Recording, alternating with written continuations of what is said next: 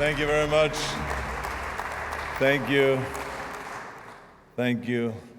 Thank you, President van der Bellen, for your wonderful speech and for your partnership and for your passion for the environment. And thank you very much to Monica for organizing all of this with the whole team. Let's give again a big hand to Monica Langthaler.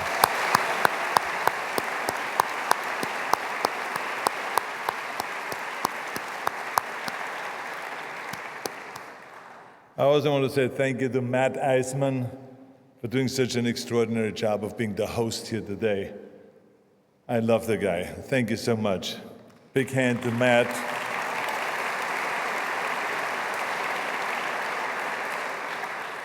Then thank you for traveling all the way over from Washington, John Podesto, the climate czar for President Biden. Let's give him a big, big hand.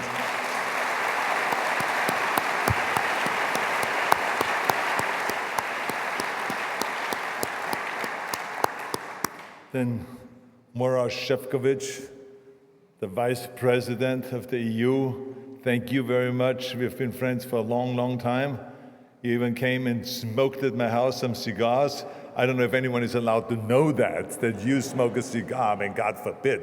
But in any case, we had a great time there, and so it's always great to see you. Big hand also to Maroš.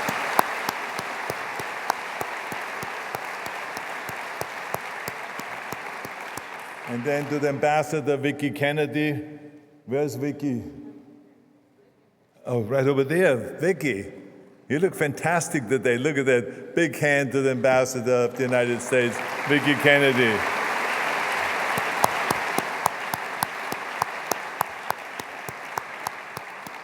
I also want to say thank you to the speakers and to the sponsors here today. Without them, it wouldn't be possible to have this event. Anyway, thank you also all for gathering here today. It's always nice when you have a packed house. And when Monica calls me a few days before and says, oh my God, we have a big problem. I said, what's the problem? She says, I had to turn away 1,700 people. I said, well, that's not the problem. I said, that's great. I always loved it when they said they couldn't get into your movie theater, Arnold, there were too many people outside. That meant they sold a lot of tickets. That was nice. So anyway, it's great to have this packed room right here today. Now, we started, of course, the Austrian World Summit to create a stage where world leaders, business visionaries, and subnational governments and youth activists could come together and say whatever they need to say, not just what people want to hear. I've been to the environmental summits all over the world for the last 2 decades. Copenhagen, Rio de Janeiro, Paris, Bonn, Vienna, and the list goes on and on and on. Those conferences have a very important purpose. Countries need to come together and come to agreements and set big, big goals. No two ways about that. But after all of the agreements and the summits and the celebrations that we've seen over the years and decades, the pollution keeps going up. We keep using more and more fossil fuels. People keep dying. The first United Nations Conference on the Environment was in Brazil in 1992, 32 years ago. Over 200 million people have died from pollution since then. Think about that. 7 million people every single year. I believe the world needs to gather and to talk about this issue. It's very important. This is why conferences like this are so important. And I did the same thing when I was trying to get the world to join my fitness crusade. The more meetings we had, the more summits we had, the more gatherings we had, the better it was.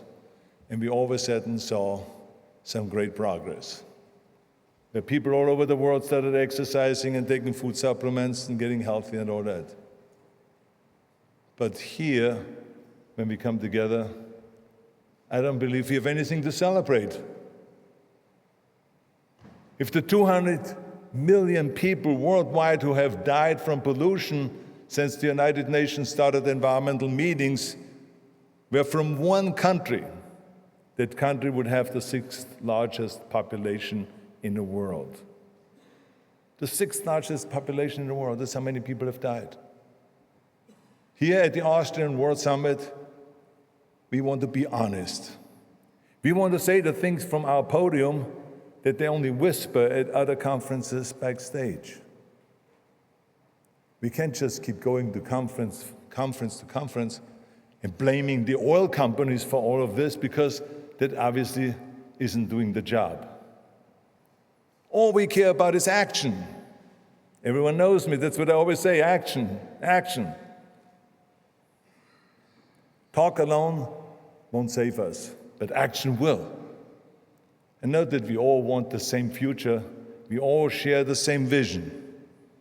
No two ways about that. I can see it very clearly in front of me.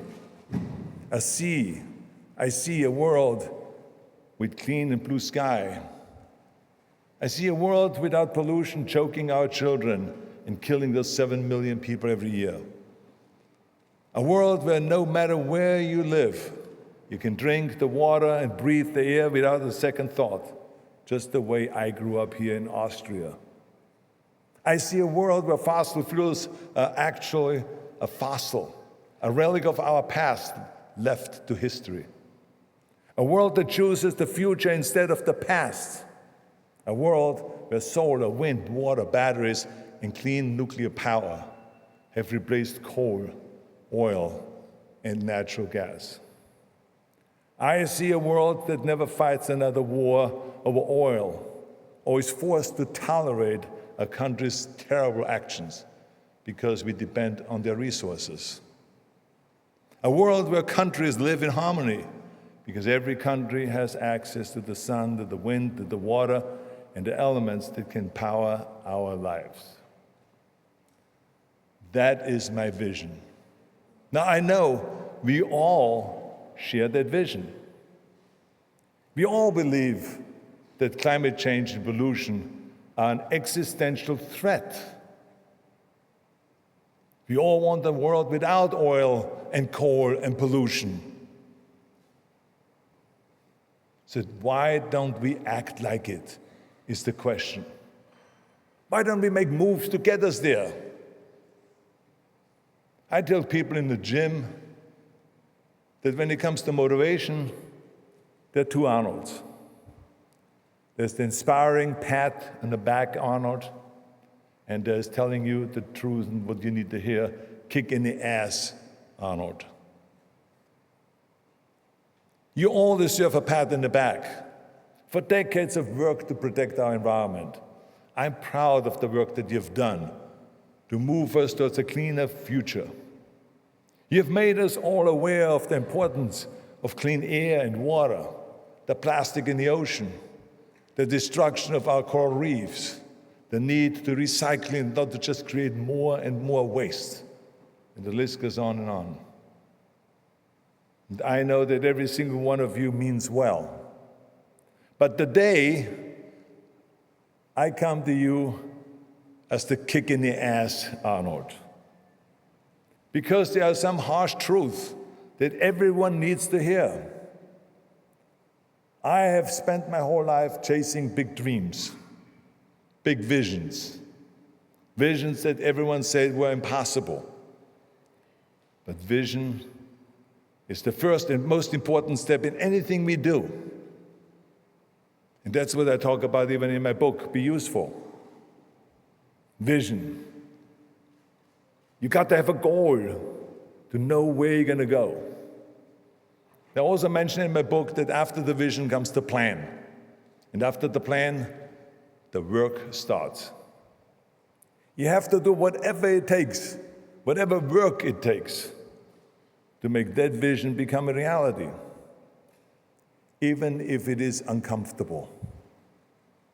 Especially if it's uncomfortable. Let's go back again to the gym. When you work out and you do your curls, the first few are easy. Then it gets harder. Then it gets harder and harder, and then it starts burning, and then it starts aching. Then it starts getting really uncomfortable. And that's when the bicep really grows. Discomfort is where we grow. Being uncomfortable is the first sign that you're making progress.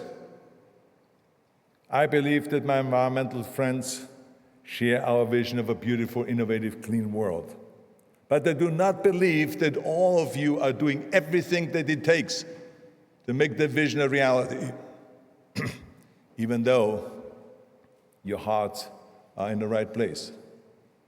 In fact, in many cases, environmentalists have stood in the way of the work that needs to be done to achieve a clean energy future. Now, I understand we all make mistakes. At last year's summit, I told you the story of when we planned to build a new transmission line for renewable energy when I was the governor of the great state of California.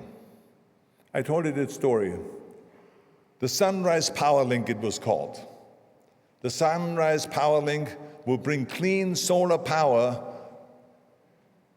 from the desert, from a big solar plant, to nearly 1 million homes. So you can have the best solar plant in the world, but if you don't have the power link, if you don't have a transmission line to get it into town, into the homes, into the businesses, you have nothing. It took 8 years for that vision to become a reality. But it only took 1.5 years to actually build. We wasted 6.5 years on red tape and lawsuits before we got to work. 6.5 years, environmentalists filed lawsuits and complaints to delay the project for as long as they could. It wasn't finished until the next governor, Governor Jerry Brown, was in office. He felt so bad for me that he had me give the keynote speech for that opening ceremony, even though he was from the other party. So think about that. That's how bad he felt. 6.5 years for a project that every environmentalist knew would decrease California's reliance on fossil fuels. So because of that, now we had to use more fossil fuels. So it was a great victory for the oil companies and the fossil fuel companies. We handed them a medal. You are the winner, because we get held up. 6.5 years for a project that every expert said would help large-scale solar farms boom and become more affordable for consumers. 6.5 years for what? Sadly, my story isn't unique. In a study of solar projects in America from 2010 to 2018, Stanford University found that 2/3 of them faced lawsuits, and less half of them are operational today. Think about that. Only half of them are operational today. We are talking about solar projects that were proposed 6 to 14 years ago. Today, more than half of them still aren't doing anything to get us off coal and oil. So again, another victory for the oil companies and for the fossil fuel companies. So we are handing them medals after medals, victories after victories. President Biden made a historic investment in clean energy. Historic. Literally I'm talking about $1 trillion.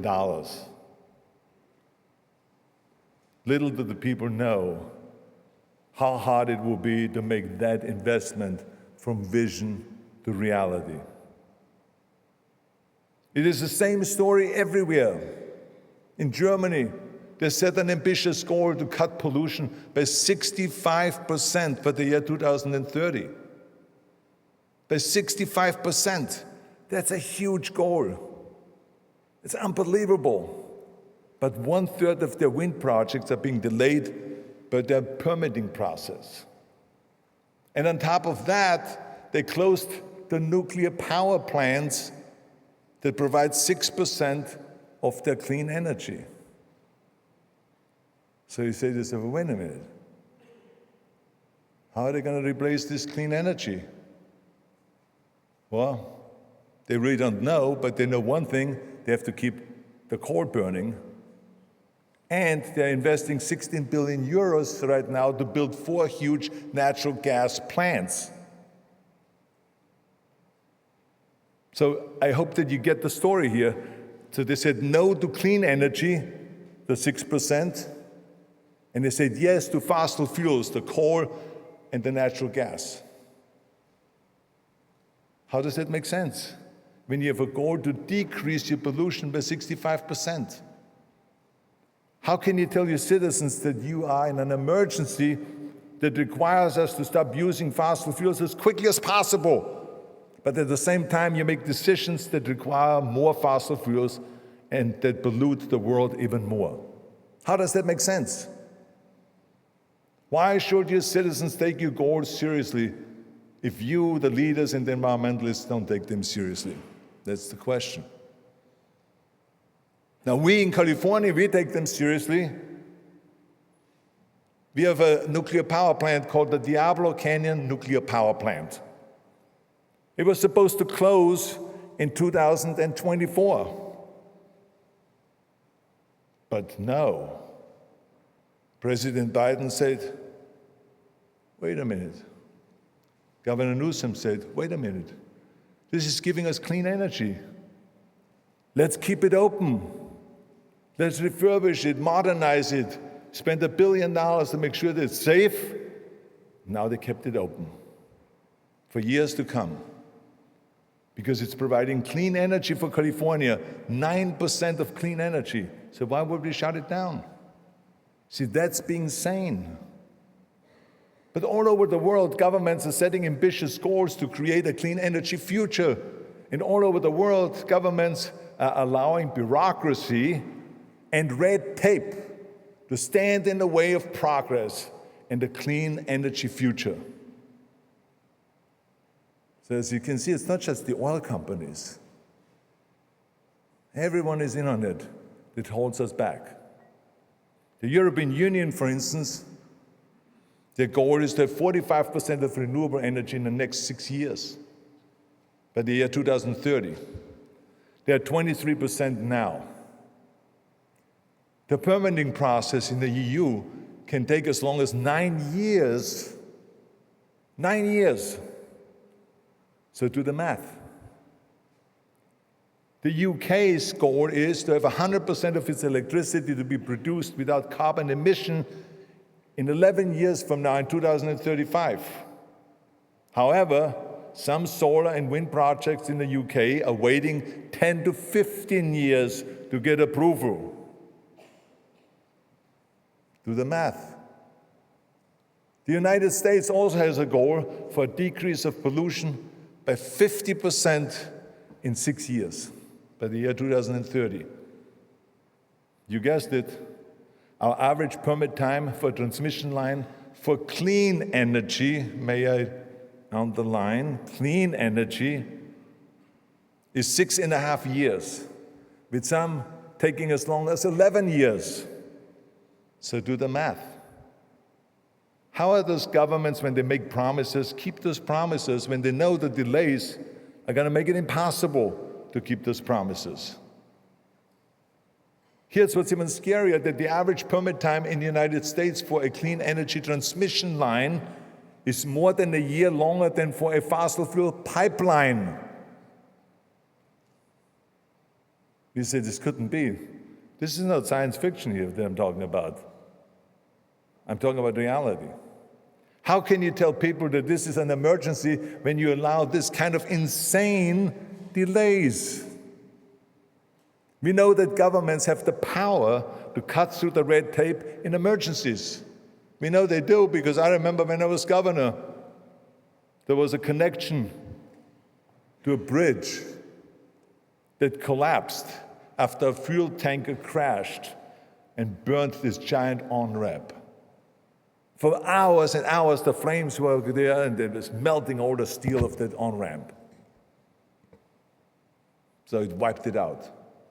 280,000 drivers a day used that on-ramp. So you can imagine, I was in the office and I was scrambling. Oh my God, 280,000 used this on-ramp.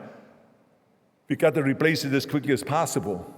Well, the experts said that it could take weeks to clean the debris, and months, if not a year, to rebuild it. So I declared a state of emergency to blast through all of the red tape, and 26 days later, we shocked the world and we reopened that bridge. 26 days later. See, that's action. That's coming right through all the mess because he declared a state of emergency. And the climate crisis now is in a state of emergency, so a lot of people can call for a state of emergency. Imagine a real emergency now for a second, just so you understand. Imagine a real emergency where someone has just been hit by a car, and he's lying there, he's bleeding to death. Imagine stopping the paramedic from applying bandages to ask for a permit. Imagine telling the paramedic that we need to study what hospital we should send this patient to. And imagine saying that we need hours of studies to review before we can really use whatever method needs to be used to save this patient. Imagine that. You would say, this is fucking crazy. Stop the bleeding. This patient is dying. Save him. But there are people like this all over the world. They say this is an existential threat. The world is coming to an end. We are running out of time. We need clean energy, but you can't use safe nuclear power, and you can't get permits for wind and solar or hydro. This is what's going on. This is fucking crazy. Stop the bleeding. The earth is dying. We have to do whatever it takes to make our vision of a pollution-free world a reality. Whatever it takes, stop the bleeding. Doing whatever it takes requires, of course, compromise. It requires letting go of this perfect world that will never exist and choosing a possible world that we do have the power to build together. It requires making uncomfortable choices that will bring us closer to our vision. It requires letting go of this not in my backyard philosophy that people have used to block projects year after year. They say that they want solar. They say that they want to have wind. But the moment someone proposes a project in their community, they say, whoa. Wait a second, let's do a little study first on this issue. They want to delay it. That's my very good friend, John Podesta, President Biden's leader on clean energy issues, who I am so happy that he is here today with us, has said it best. If you can't build some new things in the backyards, in the few backyards, the climate crisis will destroy everyone's backyards. John, you couldn't have put it better. That's exactly what it is. We have to stop being selfish. Now, I want you to bring that vision from the beginning of my speech back to your mind and close your eyes. Envision the world without pollution. Imagine it without any death from exhaust of oil and smoke of coal. Picture your children and grandchildren playing in clean lakes and rivers and breathing fresh air. And now, open your eyes. What would you do to make that vision a reality? What would you do? I know my answer, whatever it takes. Whatever it takes, stop the bleeding. Save our children, save the planet, save our future. I know you have the brains, I know you have the heart, and I know you have the power. So let's do it. Thank you very much. Thank you.